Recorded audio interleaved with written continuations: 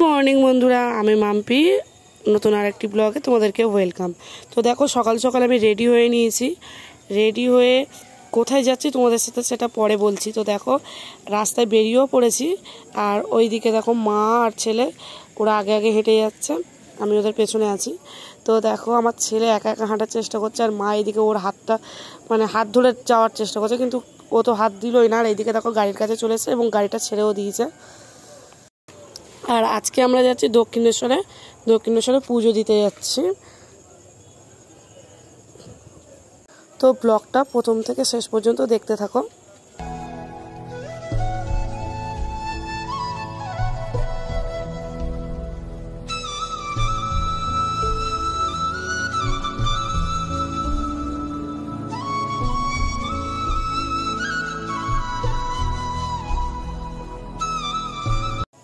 তো আমরা অনেকটাই চলে এসেছি, আর কিছুক্ষণ পরেই আমরা দক্ষিণেশ্বরে ঢুকে পড়বো। আর এই দেখো, ফাইনালি দক্ষিণেশ্বরে পৌঁছে গেছি। আর এটা দক্ষিণেশ্বর পার্কিং।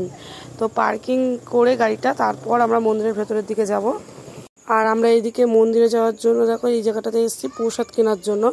তো এইদিকে আরেকটা কিছু দেখতে পাচ্ছ, এই দেখো হনুমান। দক্ষিণেশ্বরে গেলে হনুমান দেখতে পাবে। আর ওদের দিকে আমি বেশি জুম করে দেখালাম না, কারণ ওদের দিকে তাকাতে গেলেই আমাদের দিকে ছুটে আসবে, সেই কারণের জন্যই আমি ওই দিকে ভালো করে দেখালাম না। আর দেখো গঙ্গার ঘাটের সামনে কেমন লাগছে, গঙ্গাটা কেমন লাগছে, গঙ্গা কাদের কাদের ভালো লাগে অবশ্যই আমাকে কমেন্ট করে জানিও। তারপর দেখো চলে এসেছি আমরা প্রসাদ কেনার জায়গায়।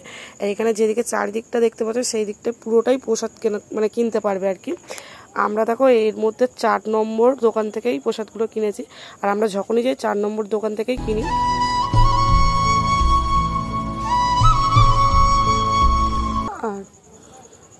আর এইদিকে আমার ছেলে দেখো, ও যেখানেই যাক না কেন, তোমরা প্রত্যেকটা ভিডিওতেই ওকে দেখতে পাবে। ওকে যখনই দেখো না কেন তখন ও এরকম দুষ্টুমি আর এই চঞ্চলতাই করে, সেটাই তোমরা দেখতে পাবে। দেখবে কোনো দিন কোনো স্থির নেই ওর, ও সারাক্ষণ এরকমই দুষ্টুমি করতে থাকে। আর এইটা দেখো রানী রাসমণির মন্দির।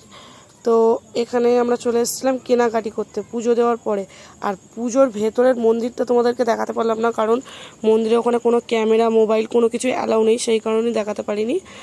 আর এইদিকে আমরা চলে এসেছিলাম পুজো দেওয়ার পরে কিছু কেনাকাটি করার জন্য। এখানে সমস্ত রকম কিছু পাওয়া যায়, এই পুজোর সামগ্রিক জিনিস, তারপরে এইদিকে ঠাকুরের পিকচার, অনেক রকম কিছুই দেখতে পাওয়া যায়। আর আমরা এদিকে কিন্তু মন্দিরের ভেতরেই একটা কুপন দিয়ে খাওয়ার ব্যবস্থা ছিল, সেখানেই খাওয়া দাওয়া করে নিয়েছিলাম। তো তোমাদেরকে আর দেখাতে পারিনি, তোমাদের তো আগেই বললাম মন্দিরের ভেতরে কোনো ক্যামেরা অ্যালাউ নেই, সেই কারণে দেখাতে পারিনি।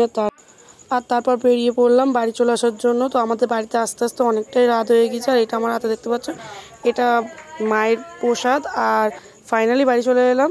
তো ভিডিওটা আজকে এখানেই শেষ করলাম। যদি ভালো লেগে থাকে অবশ্যই একটা লাইক করো।